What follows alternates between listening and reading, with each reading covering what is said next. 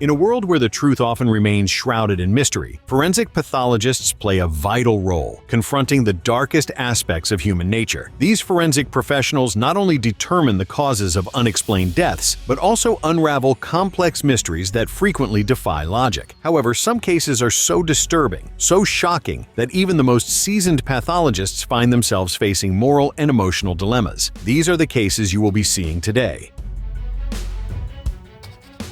Dr. Judy Melinek, a forensic pathologist and author of the book Working Stiff: 2 Years, 262 Bodies, and the Making of a Medical Examiner, has shared several remarkable cases from her career. One of the most notorious involved a man who sustained fatal burns after falling into a manhole filled with scalding steam. This incident took place in New York, where underground steam systems are common for heating buildings. The man was confronted by another individual who believed he was flirting with his girlfriend, assaulted him, and threw him down a manhole leading to a subterranean chamber brimming with high-pressure steam, resulting in severe burns that caused his death. The temperature inside the tunnel was about 300 degrees, and for that reason, rescue teams took time to retrieve the body. According to the pathologist, the man's body temperature was over 125 degrees. His skin was peeling, and his internal organs were literally cooked.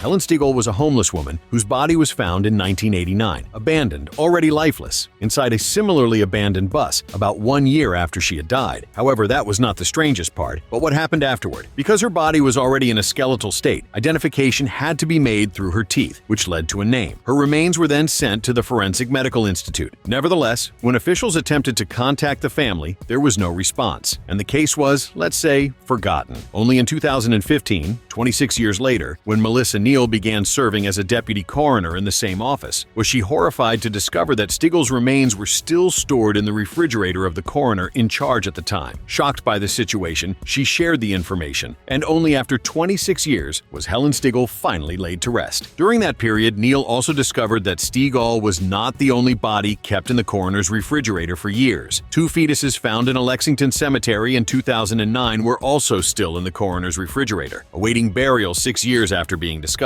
Their burial was finally arranged as well.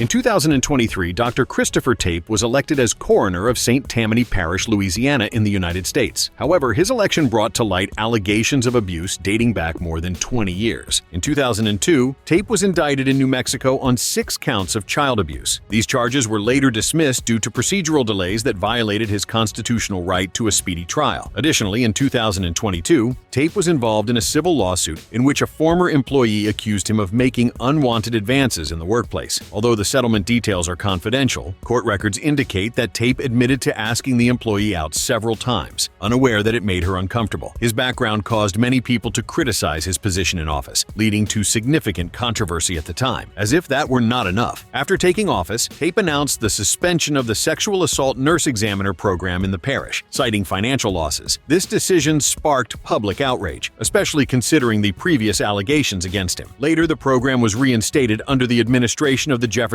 Parish Coroner's Office.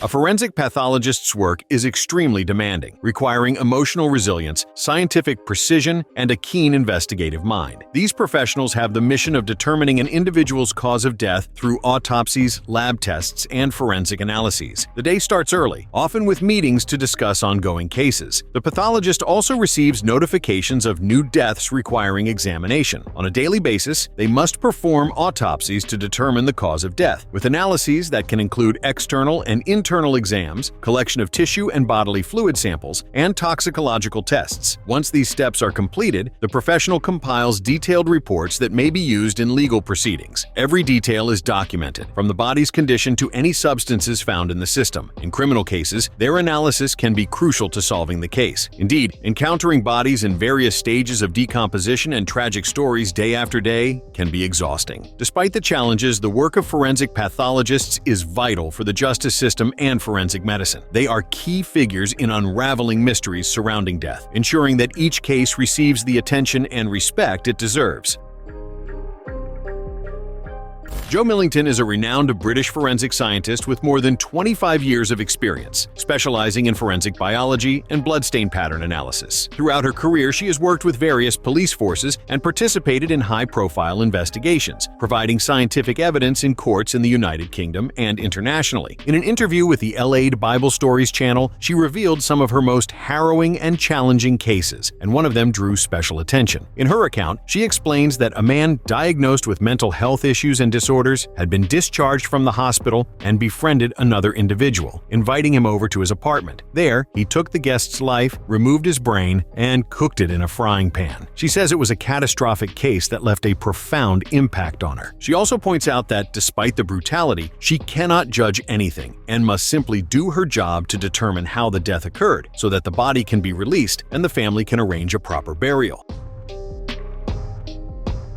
John and Carrie Halford, owners of the Return to Nature Funeral Home in Colorado, United States, face serious charges after 190 decomposing bodies were discovered on their premises in October of 2023. Authorities were alerted by local residents due to a strong odor coming from the funeral home. During the investigation, it was found that the Halfords had not performed the promised cremation or burial services. Instead, the bodies were improperly stored, and some families even received dry concrete instead of their loved ones' ashes. Furthermore, the couple was accused of fraudulently obtaining $882,300 in pandemic relief funds by providing false information to the United States Small Business Administration, SBA. Those resources, intended for business support during the pandemic, were reportedly used for personal expenses. In November of 2024, John and Carrie Halford pleaded guilty to 191 counts of corpse abuse. Sentencing is scheduled for April of 2025, and they could face sentences ranging from 15 to 20 years in prison.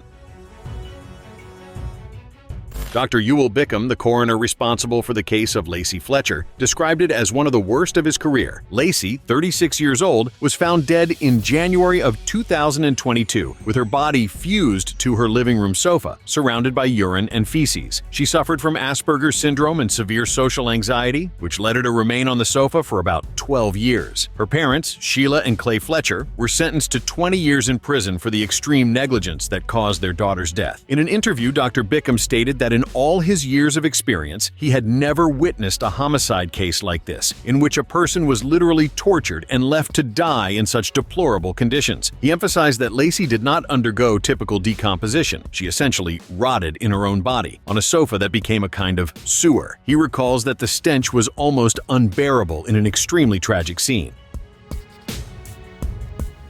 In September of 2023, a lawsuit was filed against Raymond Van Cleve, a former coroner of Morgan County, Kentucky, accusing him of negligence in handling the body of Nathan Payton. According to the complaint, Van Cleve allegedly left Payton's body in a hot vehicle throughout the afternoon and evening, resulting in significant decomposition. Payton's family reported that, due to the advanced state of decomposition, the coffin had to remain closed during the wake, and the odor was so intense that it caused discomfort among several attendees. The lawsuit also alleges that Van Cleve did not have access to suitable local facilities for refrigeration, as a local hospital had withdrawn his authorization after he failed to remove bodies in a timely manner. Following these allegations, Van Cleve reportedly resigned/retired from his position. Nathan Payton's family expressed deep sadness and outrage at the treatment of their loved one's remains, underscoring that no one should ever be treated in such a way.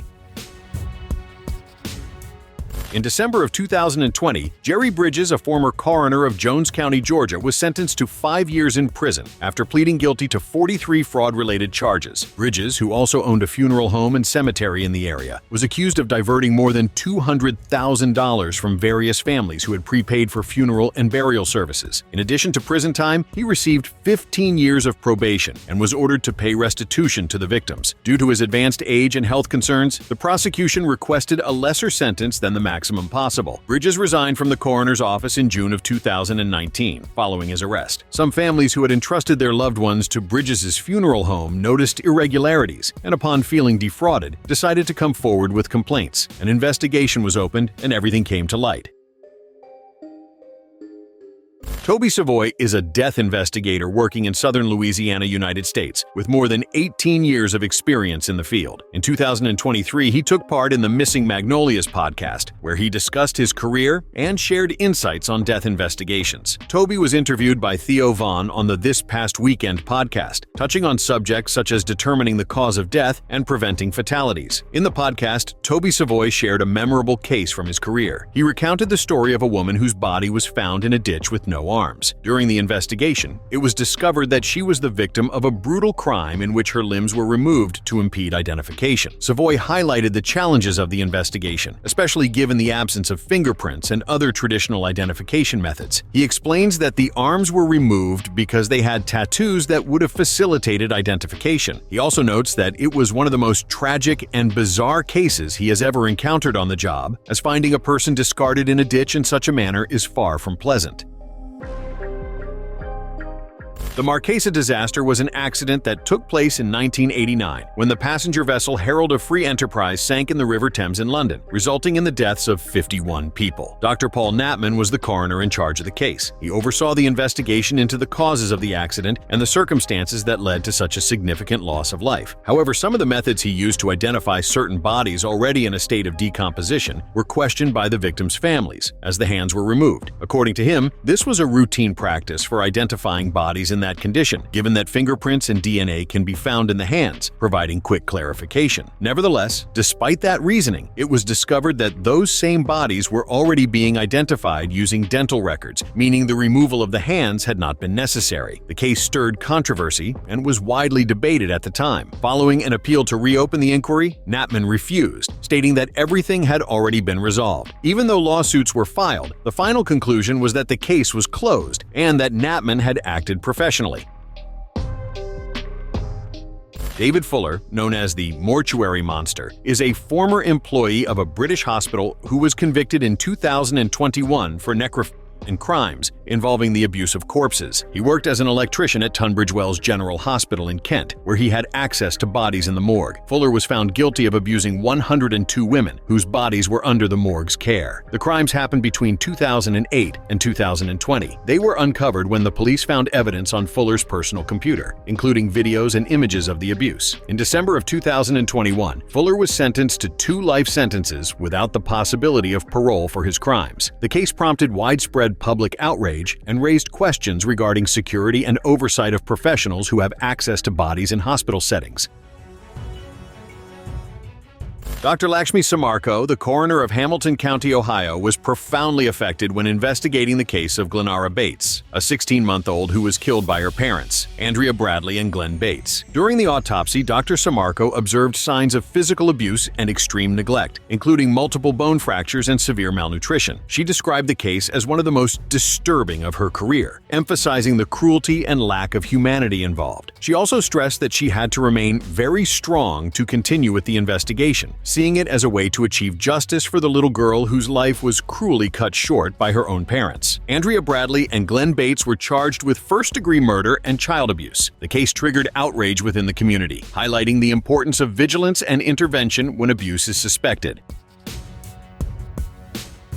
David W. Sootholz, a former coroner of Kenton County, Kentucky, was convicted in 2023 for distributing opioids and other controlled substances illegally. He was sentenced to 1 year and 1 day in federal prison for prescribing drugs such as OxyContin, Ambien, and Valium without proper medical justification. During the trial, it was revealed that Sootholz prescribed high doses of these medications to patients with a history of dependency, disregarding drug tests indicating misuse. 2 of those patients died of overdoses, prompting the authorities to investigate him, ultimately uncovering all of his offenses. Furthermore, Sootholz had his medical license revoked in 2023 after decades of practice as a doctor and coroner. The decision was welcomed by those seeking justice. In 1994, the program Tapes Rolling visited the coroner's office in Ramsey County, where Dr. Michael McGee demonstrated a full autopsy on a body. During the demonstration, Dr. McGee explained each step of the procedure in detail, from the initial examination of the body to the analysis of the internal organs, offering a comprehensive overview of the forensic pathologist's work. The content drew considerable attention from those curious about how these professionals handle remains, and it takes a great deal of knowledge and, shall we say, a strong stomach to perform perform this job. The event also highlighted the professionals' preparation and focus. Even dealing with corpses, something unimaginable for many people, there are still those who arrive with gunshot wounds or other severe injuries, among other scenarios requiring a high level of professionalism.